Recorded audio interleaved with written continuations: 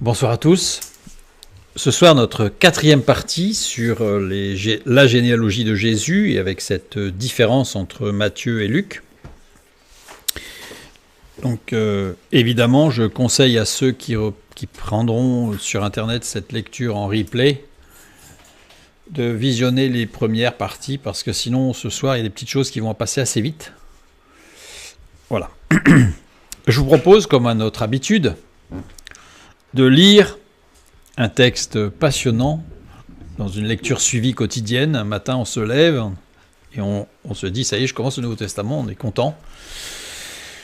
Et on lit Matthieu chapitre 1. Généalogie de Jésus-Christ, fils de David, fils d'Abraham.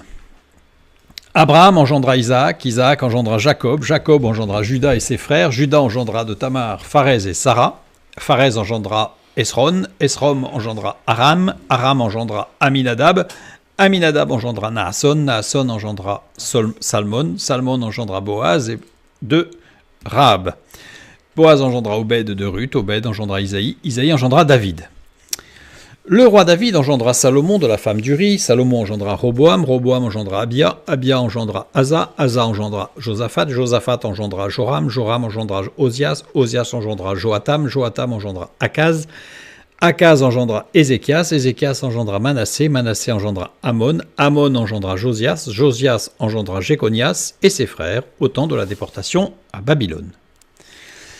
Après la déportation à Babylone, Jéconias engendra Salatiel, Salatiel engendra Zorobabel, Zorobabel engendra Abioud, Abioud engendra Eliakim, Eliakim engendra Azor, Azor engendra Sadok, Sadok engendra Hakim, Hakim engendra Élioud, Élioud engendra Éléazar, Éléazar engendra Mathan, Mathan engendra Jacob, Jacob engendra Joseph, l'époux de Marie, de laquelle est né Jésus, qui est appelé Christ.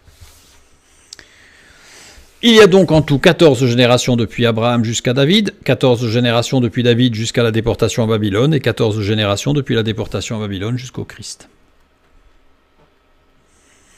Deuxième lecture, tout aussi passionnante, Luc chapitre 3, des versets 23 à 38.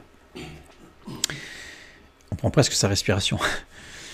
Jésus avait environ 30 ans lorsqu'il commença son ministère, étant, comme on le croyait, fils de Joseph, fils d'Élie, fils de Mathat, fils de Lévi, fils de Melchi, fils de Jenaï, fils de Joseph, fils de Matthathias, fils d'Amos, fils d'Aoum, fils d'Esli, fils de Nagai, fils de Mahat, fils de Matthathias, fils de Séméi, fils de Josèche, fils de Joda, fils de Johanan, fils de Reza, fils de Zorobabel, fils de Salatiel, fils de Néri, fils de Melchi, fils d'Adi, fils de Kosam, fils d'Elmadam, fils d'Er, fils de Jésus, fils d'Éliezer, fils de Jorim, fils de Mathat, fils de Lévi, fils de Siméon, fils de Judas, fils de Joseph, fils de Jonan, fils d'Eliakim, fils de Méléa, fils de Ména, fils de Matata, fils de Nathan, fils de David, fils d'Isaïe, fils de Jobed, fils de Boz, fils de Salmon, fils de Naasson, fils d'Abinadab, fils d'Abnin, fils d'Arni, fils d'Esrom, fils de Pharez, fils de Judas, fils de Jacob, fils d'Isaac, fils d'Abraham, fils de Tara, fils de Nachor, fils de Sérouch, fils de Ragaou, fils de Phalek, fils d'Esber, fils de Salah, fils de Caïnam, fils d'Apharkshad, fils de Sem,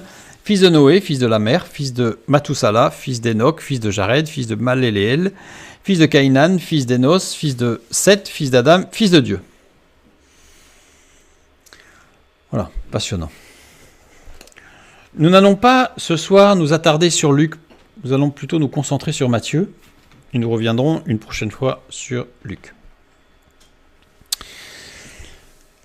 Nous avions vu que sur les 4 évangiles du corpus néo-testamentaire, seuls Luc et Matthieu proposent une généalogie de Jésus, avec de profondes différences, puisque Matthieu la propose en introduction de son évangile, alors que Luc la place entre le récit du baptême et celui de la tentation du désert, ce qui n'est absolument pas logique. À la limite, Matthieu c'est logique, Luc ça l'est beaucoup moins. On a une généalogie descendante chez Matthieu, alors qu'on a une généalogie ascendante chez Luc. On a le père de Joseph qui est Jacob chez Matthieu et le père de Joseph qui est Élie chez Luc. Mais ça, ce n'est plus surligné parce qu'on a répondu à cette question. Nous avons 41 noms entre Abraham et Jésus et 56 noms entre Abraham et Jésus pour Luc. La généalogie commençant par Abraham chez Matthieu alors qu'elle remonte jusqu'à Adam pour Luc. Ça, on a déjà répondu à cette question. Matthieu nomme explicitement 5 femmes, 5 mères, 5 mamans, alors que Luc ne nomme aucune femme, même pas Marie. On a répondu à cette question. Matthieu nomme explicitement 3 fratries, alors que Luc ne nomme qu'une lignée directe, sans compter les frères. Et pourquoi ces 3-là et pas d'autres? Puisque, évidemment, dans la lignée, tous ne sont pas fils uniques, sauf ceux-là. On a un emploi de la voix passive pour la naissance de Jésus. Toute la généalogie est à la voix active du côté de Luc. Et on a 14 noms identiques entre Abraham et David, et seuls 2 jusqu'à Jésus. Pourquoi? Bon. Ce soir, nous allons nous concentrer sur pourquoi une généalogie descendante chez Matthieu.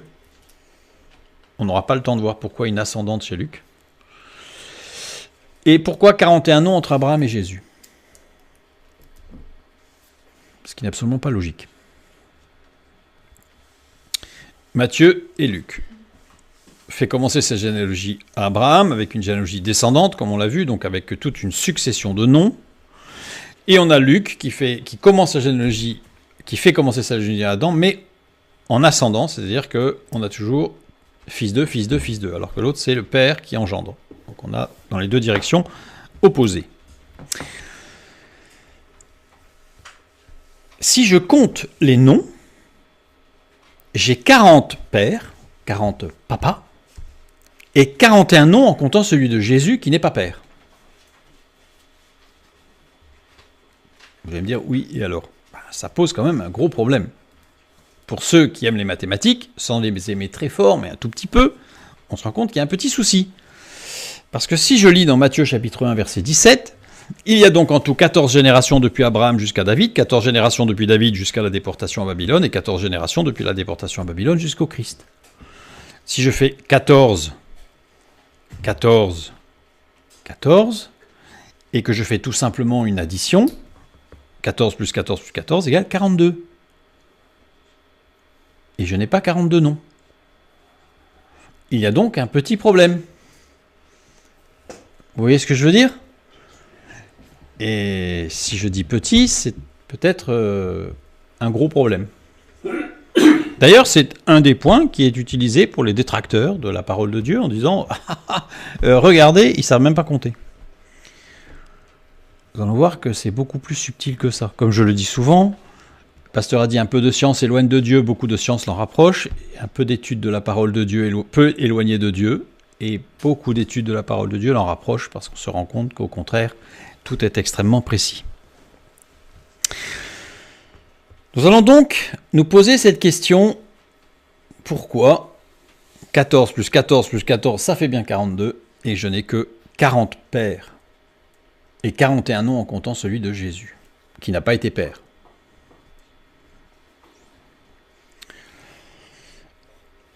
Le verset 17. Je reviens sur le texte. Il y a donc 14 générations depuis Abraham jusqu'à David, 14 générations depuis David jusqu'à la déportation à Babylone, et 14 générations depuis la déportation à Babylone jusqu'au Christ. Si je remets les mots dans l'ordre, il y a donc en tout, depuis Abraham jusqu'à David, 14 générations, et non pas 14 générations d'Abraham à David. Si je remets les mots dans le même ordre que l'original, d'accord? Donc à chaque fois, on nous dit, je reviens en arrière parce qu'on ne fait pas forcément attention. En français, on nous a dit, il y a donc en tout 14 générations depuis Abraham jusqu'à David, alors que dans le texte original, on nous dit, il y a donc en tout, depuis Abraham jusqu'à David, 14 générations. J'aime bien, oui, c'est la même chose. On va voir qu'il y a une petite nuance. Et ainsi de suite, depuis David jusqu'à la déportation à Babylone, 14 générations, et depuis la déportation à Babylone jusqu'au Christ, 14 générations. C'est intéressant parce que quand on nous dit en tout, ce qui a été traduit par en tout, c'est os généa, sans déclinaison. Os, c'est le, la, les, l'article défini. Donc les, parce que c'est un pluriel féminin, donc les. Et généa, ceux d'une même famille, postérité, une famille. Généa, on voit gène, génétique, voilà. Mais ça veut aussi dire, généa en grec, l'ensemble des hommes vivant à une même époque. Et d'ailleurs, on le dit bien en français. La génération de cette époque, ça englobe, à l'horizontale cette fois-ci, toutes les personnes qui ont vécu à cette époque. Mais ce terme généa veut aussi dire ensemble des hommes très proches entre eux en caractère. Ce n'est pas que quelque chose de génétique. D'ailleurs, même si c'est sociétal, par exemple, une société à une époque donnée, c'est pas génétique. Donc ce terme a trois sens. Et c'est celui qui est utilisé pour, à chaque fois, il y a 14 générations, il y a 14 générations, il y a 14 générations. Donc à chaque fois, c'est soit il y a 14 personnes d'une même famille, soit il y a... Ça ne peut pas être le deuxième, puisque c'est pas à la même époque, puisque là on voit bien qu'il y a une génération, donc ça descend. Ou alors c'est la troisième. Ensemble des hommes très proches entre eux en caractère.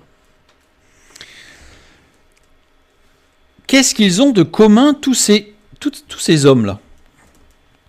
Ils ont tous été rois ou héritiers du trône royal en ligne directe, depuis David. Avant, évidemment, il n'y a pas de roi. D'accord? Mais ils étaient chefs de tribu, chefs de groupe.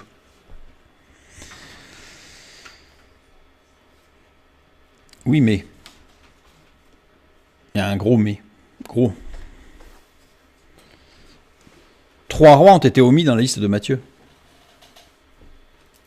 Donc, alors non seulement on n'a que 40 pères pour 42 générations, mais en plus, si on nous dit que c'est la lignée royale et donc c'est tous les rois successifs, il en manque 3. Il en manque même plus que 3, mais on va dire 3 de lignes directes, héritiers, légaux du titre. Parce qu'il y en a eu qui ont des titres, parce que c'est des rois comme Nebuchadnezzar qui en a nommé d'autres, enfin, etc. Donc ceux-là, on ne les compte pas. On va compter que ceux qui sont dans la ligne royale. On a Akazia, Joas, Amatzia, qui sont 3 rois qui ne sont pas nommés dans la généalogie de Matthieu. Je reprends la généalogie de Matthieu.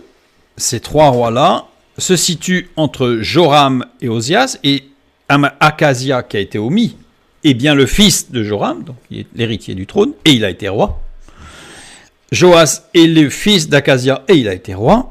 Et Amatzia est le fils de Joas, et il a été roi. Et Osias, fils d'Amatzia, a été roi, et lui, il est nommé. Donc on voit bien que dans la généalogie de Matthieu, soit Matthieu a trafiqué un peu en supprimant quelques-uns pour que ça fasse 14 comme il voulait. À ce moment-là, il n'y a plus rien qui tient la route. Soit il y a autre chose. Évidemment, la parole de Dieu étant inspirée, il y a autre chose. J'appelle ça, vous savez, c'est comme les petits morceaux de laine qui dépassent du pull. C'est-à-dire qu'on tire dessus et on détricote et on va chercher. C'est un petit point qui nous dit, c'est comme si le Seigneur nous disait, venez voir là. Il y a un truc. Il y a une aspérité qui fait que si ça vous intéresse, vous pouvez venir creuser. Et évidemment, ça nous intéresse. Donc on va creuser.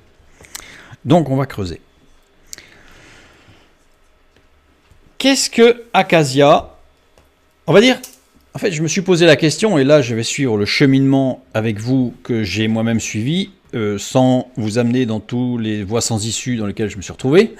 On va aller directement sur l'issue. Mais je vais être avec vous, je vais mener mon raisonnement. Mon raisonnement était de me dire, puisqu'il y a 3 rois qui sont différenciés et qui n'apparaissent pas, il faudrait savoir qu'est-ce que tous les autres rois ont en commun que eux n'ont pas, ou l'inverse, qu'est-ce que eux ont en commun que les autres n'ont pas. Donc je me suis posé la question et j'ai commencé à regarder la vie de ces 3 rois. Fort heureusement, ces 3 rois, on n'a pas beaucoup de textes, donc c'est quand même plus simple. Il valait mieux aller dans ce sens-là, regarder ce qu'il y avait de commun chez ces 3-là, plutôt que chez tous les autres. C'était plus simple. Donc Akazia, nous lisons dans 2 Rois chapitre 1 verset 1, Moab se révolta contre Israël après la mort d'Akab. Un peu plus loin, 2 Rois chapitre 3 le verset 5, à la mort d'Akab, le roi de Moab se révolta contre le roi d'Israël. Donc c'est insister. Quand le texte biblique insiste, pour répéter 2 fois la même information, c'est que c'est une information importante. Après la révolte de Moab, Akazia laissa le pays de Juda dans l'instabilité totale. Il n'est pas intervenu, Akazia. C'est-à-dire que Juda est resté, je dirais, dans une instabilité politique, spirituelle et sociale catastrophique. C'était la particularité en fait qui ressort du règne d'Akazia. Joas, nous lisons dans 2 Rois, chapitre 12, les versets 17 et 18.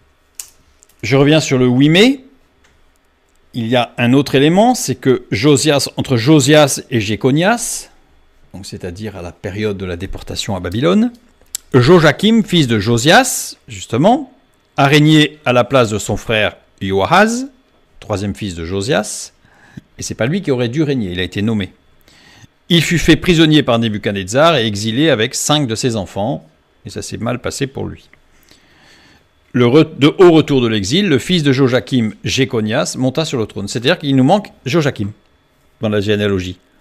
Pourquoi ? Parce que Joachim n'a pas été dans la ligne directe, mais il a été nommé par Nebuchadnezzar à la mort de son frère. Donc il n'est pas un roi de lignée directe légitime. Et en plus, instabilité politique, lutte, etc. Donc on a bien cette signature particulière de cette généalogie de Matthieu sur quelque chose qui doit se trouver en dehors des tensions politiques, des luttes de pouvoir et des conflits internes. J'insiste, ça ne veut pas dire qu'il n'y en a pas eu, mais il n'y avait pas les trois.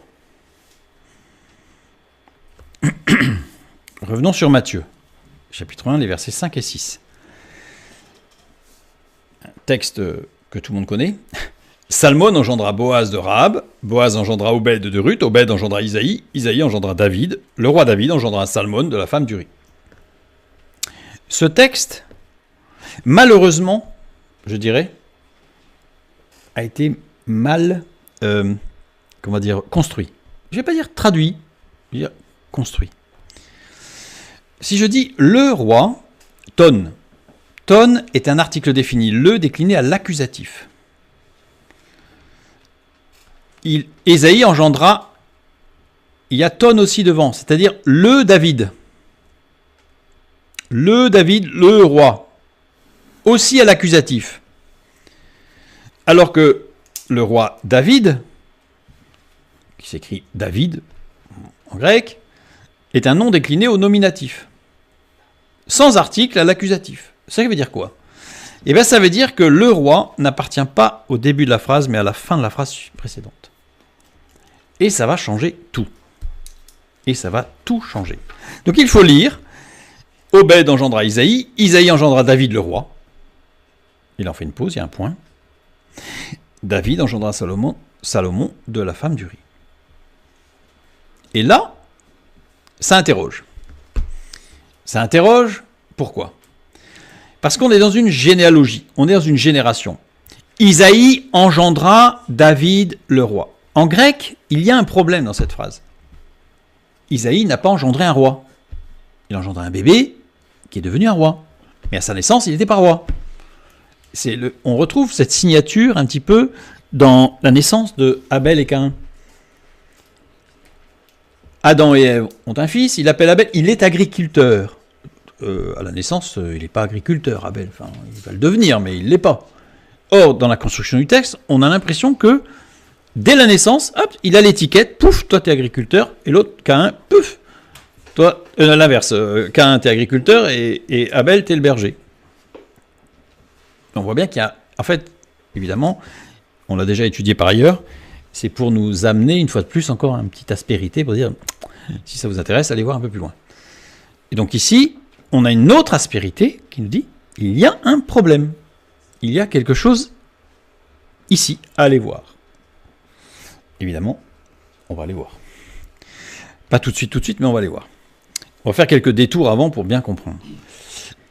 Le verset 17 de Matthieu. Il y a donc les générations depuis Adam jusqu'à David, 14 générations. J'ai rajouté pour enlever le en tout, mais j'ai bien mis les bons mots. Il y a donc les générations depuis Abraham jusqu'à David, 14 générations. Depuis David jusqu'à la déportation à Babylone, 14 générations. Et depuis la déportation à Babylone jusqu'au Christ, 14 générations. La généalogie de Matthieu est découpée en 3 parties. On le voit bien, verset 17. Bon, il y a toute la liste de noms avant. Ça n'est pas découpé en 3 parties. Mais par contre, au verset 17, on nous dit bien il y a un paquet, deuxième paquet, un troisième paquet avec 14, 14, 14. Et on a vu que ça pose un petit problème tout à l'heure. On a depuis Abraham jusqu'à David. On a depuis David à la déportation. Et on a depuis la déportation à Christ.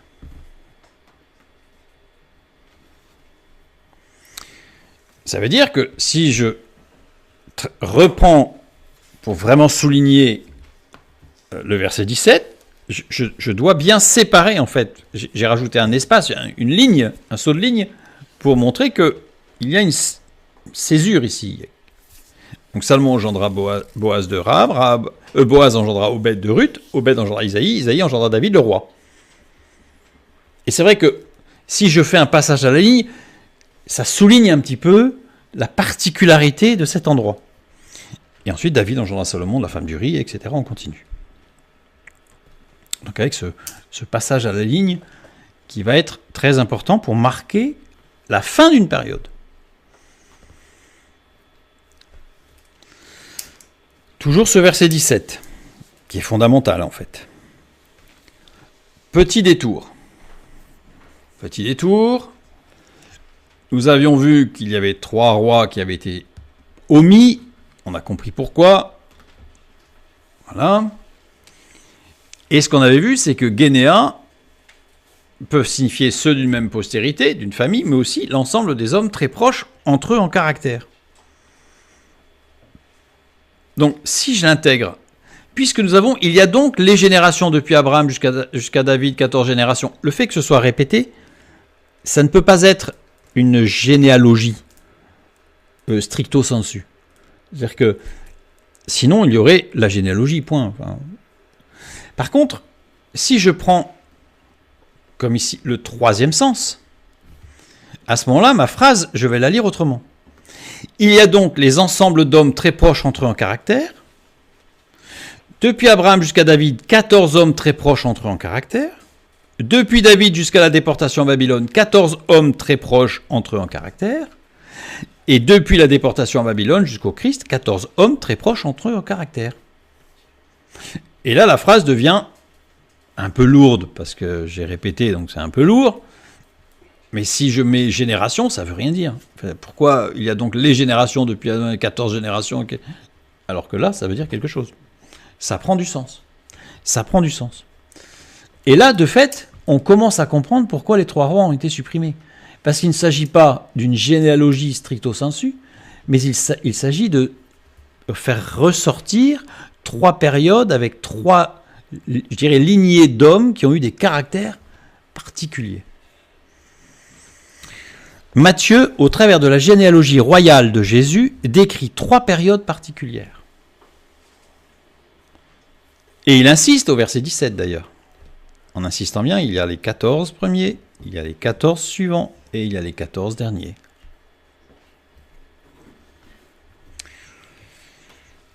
Regardons les 3 périodes décrites par Matthieu. Première période, du verset 2 au verset 6a, c'est-à-dire d'Abraham jusqu'à David le roi. Avec cette particularité, c'est qu'il n'est pas né roi. Et surtout qu'il n'était pas du tout destiné à être roi à la naissance. Donc ça souligne encore plus la problématique. Puis la deuxième période, de la fin du verset 6, donc là une fois de plus je trouve assez dommage d'ailleurs que le verset 6 n'ait pas été coupé, parce que on est sur une fin de période et cette fin de période elle est au milieu d'un verset. C'est dommage au niveau de la structure du texte. C'est dommage. Ça rend la lecture plus difficile puisque le verset 6 on a une tendance à le lire en entier. Et si quelqu'un nous appelle pendant la lecture, on va dire attends, je finis le verset. On finit le verset 6 et oui, tu voulais dire quoi? Alors qu'il aurait fallu s'arrêter au milieu du verset 6. Bref. Ensuite, on a la fin du verset 6 jusqu'au verset 11, c'est-à-dire de David jusqu'à la déportation à Babylone. Et enfin, la troisième partie, du verset 12 au verset 16, après la déportation à Babylone, jusqu'à Jésus, enfin le Christ. C'est-à-dire jusqu'à Joseph, l'époux de Marie, de laquelle est né Jésus, qui était appelé Christ. Sous-tendu par 3 typologies d'hommes. On l'a vu au verset 17. Donc on a 3 périodes qui sont, je dirais, sous-tendues, marquées, soulignées par Matthieu, par 3 typologies d'hommes. La première typologie commence par Abraham. Donc Abraham va donner la note pour la lignée suivante. Or, Abraham, c'est pas n'importe qui. Abraham, on connaît. Jéconias, si je vous demande, ça va être plus compliqué. Mais Abraham, pas de problème. Genèse chapitre 15, verset 6, Abraham eut confiance en l'Éternel, qui le lui imputa à justice. Et si je lis dans Galates chapitre 3, les versets 6 et 7, je lis, comme Abraham crut à Dieu et que cela lui fut imputé à justice, reconnaissez donc que ce sont ceux qui ont la foi qui sont fils d'Abraham. Abraham, c'est le père de la foi. Donc ça veut dire que la marque, alors on va pas passer la soirée à regarder chaque homme, on pourrait le regarder, hein, parce que chaque homme a marqué, ça veut pas dire qu'ils n'ont pas fait d'erreur, ça veut pas dire qu'ils n'ont pas fait qu'ils n'ont pas marché des fois un petit peu à côté de la route, mais ça veut dire qu'ils ont quand même été marqués dans leur vie par la foi, c'est-à-dire une relation avec Dieu, un désir de faire les choses bien, peut-être de les faire à leur manière, mais voilà, c'est pas le sujet de ce soir. Tous ces hommes sont marqués par la foi de leur père Abraham. C'est-à-dire qu'ici, ces hommes ont pour caractéristique d'avoir marché par la foi. Et comme je le dis, marcher par la foi, ça ne veut pas dire être parfait. Hein. Ça veut dire faire attention et faire au mieux avec Dieu. Et on est humain, voilà. Mais Dieu est bon et il nous suit, il nous aide. Maintenant, la deuxième partie, marquée par, je dirais, le premier de la liste, David. David, là aussi connu, bon, un homme assez particulier aussi, hein, comme Abraham, assez extraordinaire. Nous lisons dans 1 Samuel, chapitre 13, la fin du verset 14, enfin le milieu pour être plus précis. « L'Éternel s'est choisi un homme selon son cœur, et l'Éternel l'a destiné à être le chef de son peuple. » David, sa particularité profonde, je dirais, qui le met vraiment à part, c'est que c'était un homme selon le cœur de Dieu. Alors ça surprend une fois de plus, parce qu'on se dit, ah mais quand même, il a fait des bêtises quand même, David, pas que des petites. Hein. Oui, mais vous savez, notre traduction nous évite de lire certaines bêtises d'Abraham, parce qu'il en a fait. Abraham n'était pas un dieu, il n'est pas parfait. Alors évidemment, notre lecture, notre traduction nous amène à un petit peu rendre ces hommes parfaits comme Moïse, Abraham, mais vous savez, Moïse a fait des bêtises, Abraham a fait des bêtises, Joseph a fait des bêtises, Élie a fait des bêtises, etc., etc. Des bêtises ou des erreurs. Alors c'est pas pour justifier les nôtres, mais c'est pour montrer que nous sommes tous hommes. Il n'y en a qu'un qui n'a jamais fait un pas de travers, c'est Jésus. Et encore, on lui en a reproché d'en avoir fait. Donc vous voyez, de toute façon, c'est impossible qu'on soit reconnu comme parfait. Donc ici, David, c'est un homme selon le cœur de Dieu.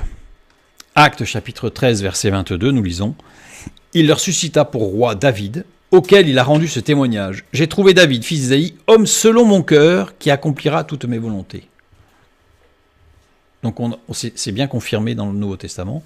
David était bien un homme selon le cœur de Dieu. Donc la particularité, la caractéristique des hommes de la seconde période, de la deuxième période, ces hommes ont pour caractéristique d'avoir été des hommes devenus selon le cœur de Dieu. Devenus selon le cœur de Dieu. Ils ne sont pas nés selon le cœur de Dieu. Parce que je renvoie vers l'étude sur David, un homme selon le cœur de Dieu, justement. On voit que Dieu l'a amené à devenir un homme selon le cœur de Dieu. Mais qu'il n'était pas un homme selon le cœur de Dieu au départ. Et que c'était été dans une vie de sanctification, d'édification, de marche avec Dieu, qu'il est devenu un homme selon le cœur de Dieu. Donc ces hommes ici, dans cette liste, sont des hommes qui ont marché, parfois marché un peu en canard, mais ils ont marché vers Dieu, et c'était des hommes selon le cœur de Dieu. Troisième période, alors elle ne commence pas par un homme. Elle commence par la déportation à Babylone. Ah, on dirait, oui, mais juste après, il y a Jéconias. Oui, mais elle ne commence pas par Jéconias. Elle aurait pu dire, Jéconias, après la... Mais non, c'est après la déportation à Babylone, Jéconias. Donc le début, ce qui a marqué cette troisième période, c'est la déportation à Babylone. Matthieu chapitre 1, verset 11, Josias engendra Jéconias et ses frères au temps de la déportation à Babylone. Donc c'est souligné. Et la deuxième partie, c'est pas Jéconias qui la termine. C'est la déportation à Babylone. Ici, la marque de cette troisième partie, ces hommes ont pour caractéristique d'avoir été des hommes qui ont vécu dans le souvenir du royaume de Juda et dans l'attente de son rétablissement. Parce que vous remarquerez qu'après, il y a eu des rois, mais est-ce que c'était des rois? C'était plutôt des rois telés. Enfin, il y avait toujours c'était toujours soumis à une autorité suprême, la Syrie, la Babylonie. Non, donc il y avait plus cette royauté de Juda. Elle était terminée. Il y avait ce souvenir de la royauté, justement, de David jusqu'à la déportation. Et après, il n'y a plus. Avec cette espérance que cette royauté sera retrouvée. C'est le cœur battant de Juda. C'est la marque, la caractéristique de ces hommes, c'est qu'ils ont tous vécu dans le souvenir du royaume de Juda, mais pas nostalgique, rempli d'espérance, optimiste, et dans l'attente de son rétablissement. Une attente confiante. Donc je reviens sur maintenant la première période. Maintenant qu'on a vu un petit peu, on a essayé de circonscrire les choses. La première période, nous avons une liste de noms. Abraham, Isaac, Jacob, Juda, Pharez, Hezron, Aram, Aminadab, Naasson, Salmon, Boaz, Obed, Isaïe, David. On a vu la dernière fois que tout ce qui était avant Abraham avait une signification toute particulière dans la signification des noms. On a vu d'où l'origine d'ailleurs de cette signification, etc. Pourquoi le nom était donné tardivement, etc. Avec un sens bien particulier. Et pour ces hommes inspirés de Dieu. Et donc là, nous allons regarder le sens de chacun de ces noms. Alors, je ne vais pas faire comme l'autre fois, je vais être plus rapide que le nom, le sémantique, etc. Je vais donner juste un sens parce que sinon, c'est très très long. Abraham, père d'une multitude. Bon, voilà, ça c'est la signification de Abraham. Isaac, il rit. Jacob, le supplanteur. C'est intéressant d'ailleurs de noter qu'ici, ils auraient pu mettre Israël. C'est le nom que Dieu lui a donné. Non. La généalogie a gardé Jacob, qui est un nom plutôt péjoratif. Alors que si ça avait été Israël, c'était un peu amélioratif quand même. Non, c'est Jacob. Juda, Dieu sera loué. Pharez, une brèche. Esrom, entouré d'un mur de protection. Aram, haut, élevé. Aminadab, un prince du peuple. Naasson, un guide équitable et juste pour tous. On voit un peu le caractère de ces hommes, quand même. Qui ont été, ce caractère qui est transcendé par la foi, puisqu'ils sont dans cette première partie, nommés étant la suite d'Abraham, le père de la foi. Salmon, paix et tranquillité. Boaz, en lui est la force. Obed, qui sert Dieu. Isaïe, richesse offerte. David, bien-aimé. Qu'est-ce qu'on peut retirer de ça? Assez logiquement, nous sommes dans la généalogie de Matthieu qui présente Jésus. Donc évidemment, au même titre que d'Adam jusqu'à Abraham, il y a un rapport extrêmement fort avec l'œuvre du Fils de Dieu. Eh bien, dans Matthieu aussi, pour la suite, lors de cette première période. Si je rassemble tout, j'ai père d'une multitude, il rit, et dans la joie. Le supplanteur, Dieu sera loué, a ouvert une brèche hautement protégée. Prince du peuple, guide équitable et juste pour tous, en lui paix et tranquillité. En lui est la force, il sert Dieu, richesse offerte, bien-aimé de Dieu. Alors, c'est puissant, c'est fort, parce que nous avons l'œuvre de Jésus-Christ qui nous a supplantés à la croix. Parce que normalement, nous aurions dû mourir pour le péché. Et il a pris notre place. C'est le supplanteur. Et c'est fort parce que Jacob, même dans sa vie, même dans sa période de vie, je dirais, ou dans ses périodes de vie tortueuses, calculateur, eh bien, sans s'en rendre compte, il annonçait le plan de Dieu en tant que supplanteur. C'est-à-dire que, comme on l'a vu dans la partie précédente, Dieu est souverain maître de toutes nos vies. Oui, nous faisons des bêtises. des erreurs, parfois plus grosses que nous. Mais même dans ces erreurs, Dieu gère et c'est pour sa gloire. Et ça s'inscrit même dans quelque chose qui est au-delà même de notre existence. Donc on voit à court terme évidemment notre existence, notre entourage, etc. On voit les conséquences et parfois elles sont dramatiques. Mais l'espérance, c'est de dire que lui, il est au-dessus de tout ça et que même dans cette période où on voit des conséquences dramatiques, Dieu les gère à long terme, dans un plan qui est beaucoup plus large. Romains chapitre 5, verset 8, par rapport à cette idée de supplanteur. Mais Dieu prouve son amour envers nous en ce que, lorsque nous étions encore des pécheurs, Christ est mort pour nous. Et littéralement, à notre place. Parce que c'est bien de dire à notre place, parce que pour nous, ça peut être ambigu. Si je dis « il est mort à ma place », il n'y a pas d'ambiguïté. C'est moi qui aurais dû mourir. Et il a pris ma place. Il m'a supplanté. Évidemment, quand on dit ça, c'est négatif. Parce que quand on supplante quelqu'un, ça a une connotation, en français en tout cas, négative. Mais en grec, ça ne l'a pas, et en hébreu non plus. C'est juste qu'il a pris la place d'eux. Il a pris la place d'eux, et ça peut être quelque chose de négatif comme quelque chose de positif. Et Jésus a pris ma place sur la croix. C'est plutôt positif. C'est même très positif. C'est extraordinaire. Genèse chapitre 32, le début du verset 28, il dit encore « Ton nom ne sera plus Jacob, mais tu seras appelé Israël. »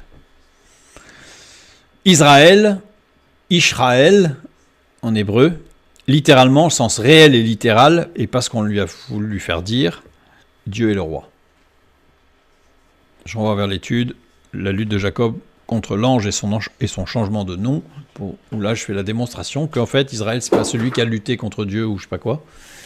Puisque d'ailleurs, si je dis Michaël, tous les noms bibliques qui finissent par El, c'est un rapport à Dieu, envers Dieu. Donc pourquoi Ishraël, ce serait l'inverse? Non, Ishraël, c'est à nouveau Dieu est roi cette fois-ci. Ishraël, Dieu est le roi. Donc ici, on voit bien qu'il y a comme une sorte de... Même dans la vie de Jacob, et on va le voir juste après avec la deuxième période, puisqu'il est parlé de David le roi, et bien même dans le supplanteur, c'est celui qui prend la place mais qui devient roi.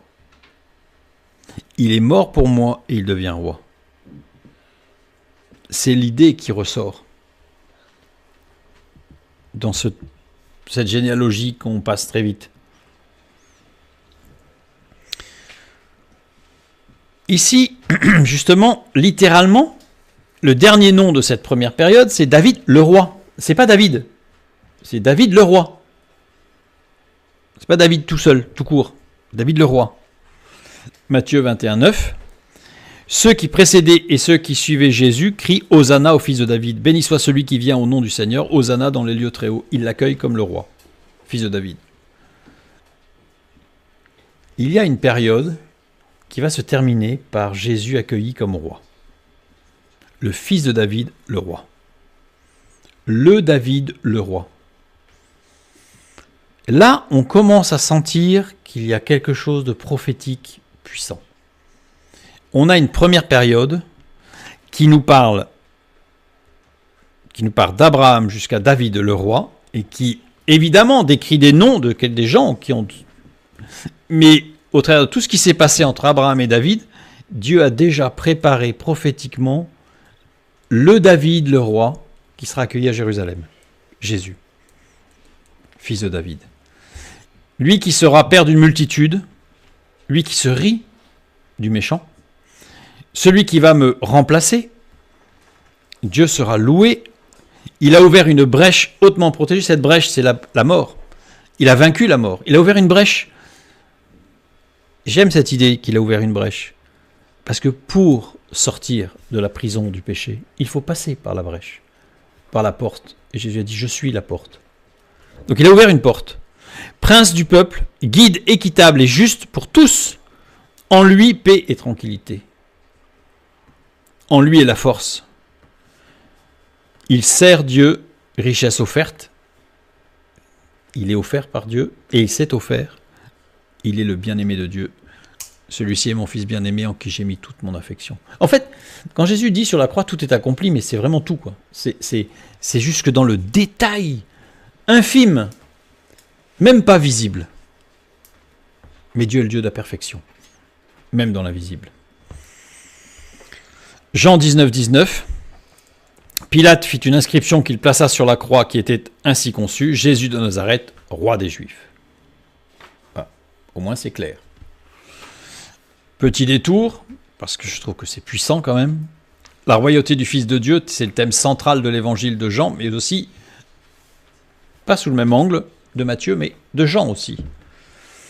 Nous avons 3 textes qui nous parlent de la croix. Matthieu 27, 37, pour indiquer le sujet de sa condamnation, on écrivit au-dessus de sa tête, celui-ci est Jésus, le roi des Juifs. Luc 23, 38, il y avait au-dessus de lui cette inscription, celui-ci est le roi des Juifs. Alors vous voyez qu'il y a une différence. Et il y a une troisième différence avec Jean. Jean 19, 19, Pilate fit une inscription qu'il plaça sur la croix et dit, et qui était ainsi conçu, Jésus de Nazareth, roi des Juifs. Comment peut-on faire une telle erreur de reproduction de ce qu'il y avait écrit sur une pancarte? Celui-ci est Jésus, le roi des Juifs.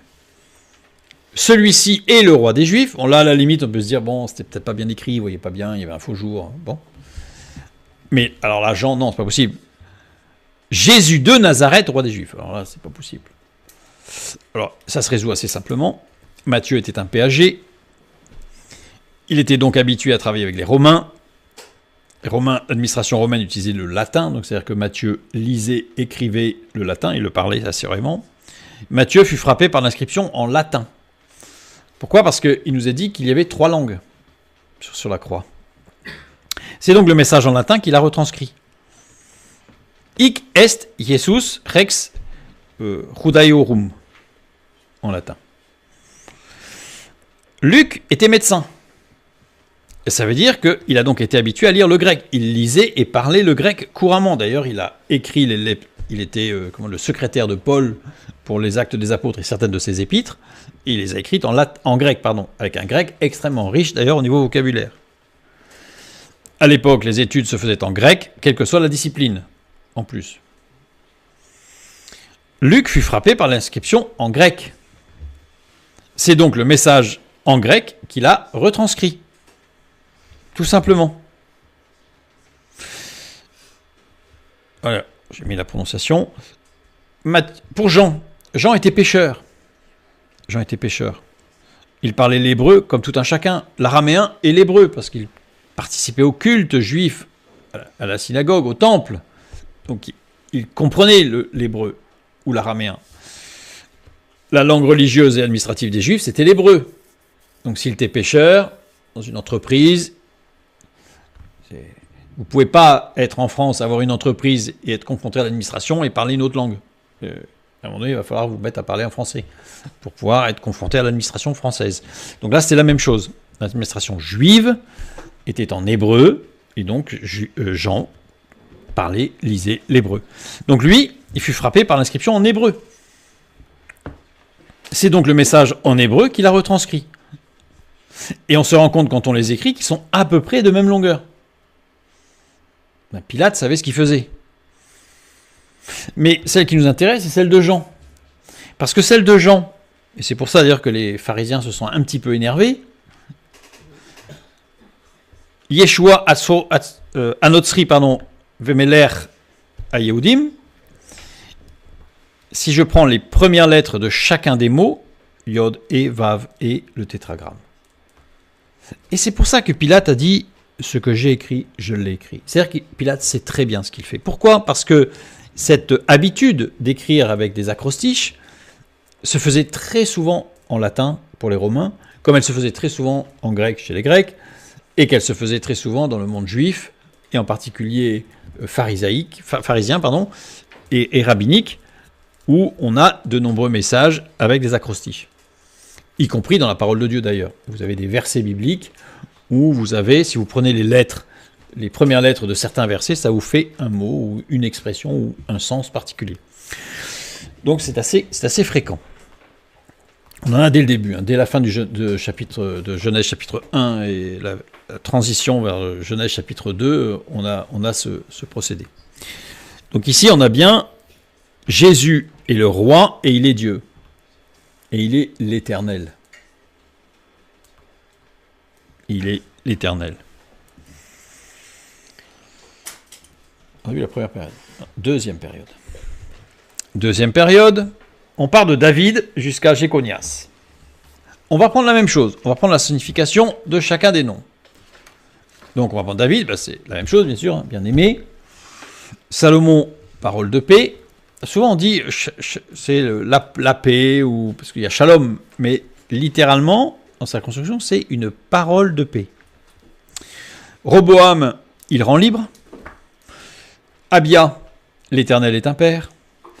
Asa, il soigne. Josaphat, l'Éternel juge ou plaide la cause. Joram, celui que l'Éternel a élevé, pas qui est. Osias, la force est l'Éternel. C'est pas la force est dans l'Éternel, la force est l'Éternel. Joatam, l'Éternel est droit, vrai et fidèle. Akaz, il soutient celui qui lui appartient. Ézéchias, l'Éternel est ma force. Manassé, celui qui oublie et qui efface. Amon, ouvrier qui engendre la douceur et le calme. Josias, celui que l'Éternel guérit. Jéconias, l'Éternel établira. Le message va être clair. Le bien-aimé, parole de paix, rend libre. L'Éternel est un père, il soigne, il plaide la cause. L'Éternel est la force de celui qui l'a élevé. L'Éternel est droit, vrai et fidèle, il soutient celui qui lui appartient. L'Éternel est sa force, il oublie et efface. Il fait devenir un ouvrier de douceur et de paix celui que l'Éternel guérit. L'Éternel établira. Extraordinaire. Extraordinaire. Jean 8, 31 et 32, nous lisons. Et il dit aux Juifs qui avaient cru en lui, si vous demeurez dans ma parole, vous êtes vraiment mes disciples. Vous connaîtrez la vérité vous affranchira, vous rendra libre. Évidemment, c'est un condensé. J'ai pris que quelques versets du Nouveau Testament, mais là, vous pouvez y aller. Vous pouvez... Il y a énormément de textes qui vont dans ce sens et qui vont enrichir. Jéconias, après la destruction du temple et de la dispersion du peuple de Dieu. Jéconias, il intervient après la déportation en Babylone. Or, elle est marquée, cette déportation en Babylone, par la destruction du temple. Il n'y a plus de temple. Marc, chapitre 13, verset 2. Jésus lui répondit, « Vois-tu ces grandes constructions? Il ne restera pas pierre sur pierre qui ne sera renversée. Le temple va être détruit. » Jean 16, 32. « Voici l'heure vient, et elle est déjà venue, où vous serez dispersés, chacun de son côté, et où vous me laisserez seul. Mais je ne suis pas seul, car le Père est avec moi. » Vous serez dispersés. En fait, on a la signature de l'exil à Babylone, la dispersion du peuple et la destruction du temple. La deuxième période décrit le ministère de Jésus sur terre. Évidemment, elles ne sont pas proportionnelles au niveau temps, mais au niveau importance, on peut dire qu'il y a plus que de la proportion. Troisième période. Alors la troisième période, on commence à se dire, ouais, là on la sent, là on la voit venir, cette troisième période. Donc on va reprendre les mots, et là on démarre de Jéconias, après la destruction du temple, et sachant que tous ont le même, c'est tous ce qu'on va dire, c'est caractéristique, tous les hommes nommés. Donc c'est-à-dire que la période du ministère de Jésus sur terre, ceux qui l'ont suivi, c'est tous ceux qui allaient devenir des hommes selon le cœur de Dieu. Mais on le voit bien par la suite, ce qui s'est passé. Actes des apôtres, les épîtres. Des hommes qui étaient selon le cœur de Dieu. Maintenant, troisième période. Jéconias, l'Éternel établira. Salatiel, rejetons de Babylone. Zorobabel, l'Éternel a demandé à Dieu. Curieux, hein? L'Éternel a demandé à Dieu. Et tout à l'heure, on a vu que sur la croix, qui était l'Éternel? Jésus, le Fils de Dieu. Les choses deviennent logiques. Abioud, Père glorieux. Eliakim, celui que Dieu établit. Azor, celui qui est fortifié par l'Esprit. par le souffle, littéralement. Sadoc, juste et droit. Hakim, la lumière conduit à l'espérance. Élioud, Dieu de majesté et de gloire. Éléazar, Dieu protège et secourt. Mathan, la mort est donnée. Jacob, le supplanteur. Ah, on a encore un supplanteur. Joseph, il enlève. Jésus, l'Éternel est salut. La troisième période, l'Éternel établira. Rejetons de Babylone, c'est-à-dire celui qui est en dehors d'Israël. L'Éternel a demandé à Dieu, le Père glorieux, pour celui que Dieu a établi, celui qui se fortifie par l'Esprit Saint, juste et droit, la lumière qui conduit à l'espérance dans le Dieu majestueux et glorieux. Dieu protège et secourt. La mort est donnée par le supplanteur. Mais l'Éternel enlève, il est salut. Si je remets un peu la phrase un petit peu plus, pour que ce soit plus logique, puisqu'il y a des virgules et tout, là on aurait pu presque penser que c'était Paul qui avait écrit. Donc on va revenir sur une écriture un peu plus simple. L'Éternel établira, rejetons de Babylone. L'Éternel a demandé à Dieu, le Père glorieux, la lumière qui conduit à l'espérance dans le Dieu majestueux et glorieux, pour celui que Dieu a établi, celui qui se fortifie par l'Esprit Saint. Donc en fait, on voit bien qu'il y a une dynamique pour celui que Dieu a établi, c'est-à-dire celui qui se fortifie par l'Esprit Saint, juste et droit, et Dieu le protège et le secourt. Celui qui marche par l'Esprit, Dieu le protège et le secourt. La mort est donnée par le supplanteur, mais l'Éternel enlève, il est salut. 2 Thessaloniciens 2, 3 et 4. Que personne ne vous séduise d'aucune manière, car il faut que l'apostasie soit arrivée auparavant et qu'on ait vu paraître l'homme du péché, le fils de la perdition, l'adversaire, qui s'élève au-dessus de tout ce qu'on appelle Dieu, ou de ce qu'on adore, jusqu'à s'asseoir dans le temple de Dieu, se proclamant lui-même Dieu. Là, on a un autre supplanteur, mais là, c'est pas le même. C'est l'Antichrist, qui veut supplanter Christ.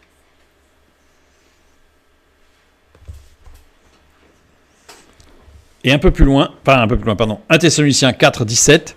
Ensuite, nous les vivants, qui serons restés, nous serons tous ensemble enlevés avec eux sur les nuées, à la rencontre du Seigneur dans les airs, et ainsi nous serons toujours avec le Seigneur. Parce qu'à un moment donné, la parole de Dieu nous dit que la pression deviendra telle que si Dieu n'intervenait pas, il n'y aurait plus aucun qui garderait la foi. Mais Dieu va enlever. C'est l'enlèvement de l'Église. Et il sauve. Et il sauve. 1 Thessaloniciens 5, 4. Mais vous, frères, vous n'êtes pas dans les ténèbres pour que ce jour vous surprenne comme un voleur. Eh oui. On est dans la paix, dans l'espérance. C'est-à-dire que la lumière de Christ nous conduit à l'espérance dans le Dieu majestueux et glorieux. Mais pourquoi ? Parce que nous nous fortifions par l'Esprit Saint. Nous nourrissons de sa parole et nous sommes en communion avec lui. Ça veut dire que nous rencontrons la foi et par la foi, nous allons devenir un homme ou une femme selon le cœur de Dieu. Et une fois devenus un homme et une femme selon le cœur de Dieu, nous serons conduits par l'Esprit jusqu'à être auprès du Père. En fait, Matthieu, dans cette généalogie, décrit toute l'histoire. C'est plus que le plan de Dieu. Le plan de Dieu, on l'a vu entre Adam et Noé. Mais là, c'est toute l'histoire qui est contenue, et c'est pour ça qu'il manque des noms. Parce que ça ne concerne que ceux qui décrivent le plan de Dieu, et ceux qui ont été en dehors de tout ce qui est politique, lutte, etc. La marche avec Dieu est en dehors de tout ça. Voilà. L'homme selon le cœur de Dieu n'est pas dans la lutte, dans les luttes de pouvoir, n'est pas dans les conflits internes et ne peut pas être dans les tensions politiques. Là, on n'est pas dans un homme ou une femme selon le cœur de Dieu.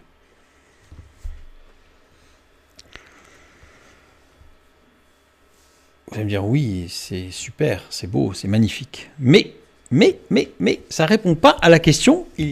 On nous parle de 42 générations, il y a 40 pères et 41 noms avec Jésus. Si je lis Matthieu chapitre 1, les versets 1 à 17, je ne vais pas les relire, hein.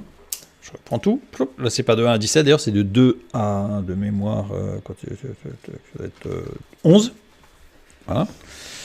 11, c'est là qu'il est parlé de la deuxième période, hein, ça s'arrête au verset 11, et la troisième période redémarre au verset 12, on l'a vu tout à l'heure.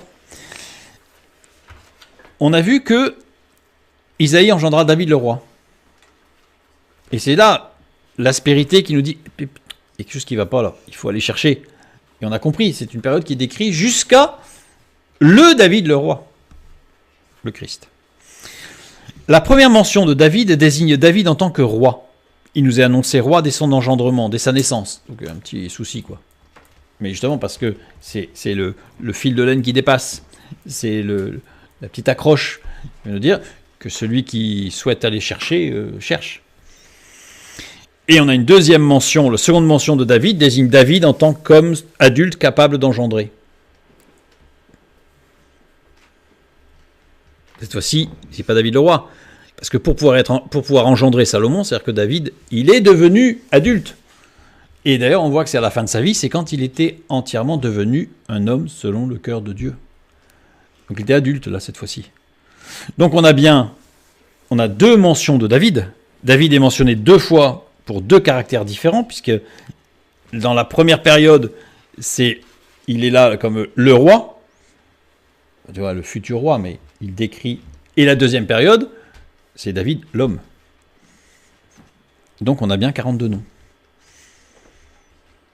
Et pas 42 générations, mais 42 périodes avec des hommes qui ont eu un caractère. Et donc la première période de David, c'était la foi. La deuxième période de David, c'est un homme selon le cœur de Dieu. Donc on a bien 42 noms. Les mathématiques sont sauvées. Nous avons donc encore quelques questions sous-jacentes. On a compris, donc les 41 noms entre Abraham et Jésus, ça on a répondu à la question. On sait pourquoi il y en a 41 et pas 42, maintenant on sait. Généalogie descendante, ça on l'a vu. Matthieu décrit 3 périodes successives de l'histoire. L'Ancien Testament jusqu'à l'avènement de Jésus le roi. Le temps du ministère terrestre du Fils de Dieu. Et le temps de l'Église jusqu'à son enlèvement. Et c'est pour ça qu'au verset 16, il y a un détail. Une fois de plus, il y a plein de petits détails partout dans la parole de Dieu. Le verset 16, nous lisons « Jacob engendra Joseph, l'époux de Marie, de laquelle est né Jésus, qui est appelé Christ. » Oui, Jésus, c'est l'incarnation. Parce que Matthieu fait une présentation et il va commencer après, voilà comment est arrivée la naissance de Jésus, etc., etc. C'est l'incarnation. Mais il souligne quand même Christ. Parce que le Christ, c'est le roi des rois qui reviendra. Il y a les deux. Pourquoi ? Parce qu'il vient de décrire tout. Il vient de décrire la création, l'incarnation et le futur retour du Messie. Nous avons tout. Je dirais presque que tout est dit. Après, et fort heureusement pour nous, cela va nous être détaillé et, éclairci. Mais cette généalogie, on voit que c'était évident que Matthieu commence par cette généalogie. C'était évident. D'ailleurs, on a vu, le premier mot, c'est Genèse, déjà, mais puisqu'en fait, et pourquoi elle est descendante ? Évidemment, parce qu'il décrit les 3 périodes. C'est logique. Une fois qu'on a compris, c'est logique. Alors, il nous restera à regarder pourquoi Luc. On verra ça une autre fois. Parce que là, pour ce soir, ça sera bon. Je vous remercie, je vous souhaite une bonne fin de soirée, que Dieu vous bénisse, et à bientôt.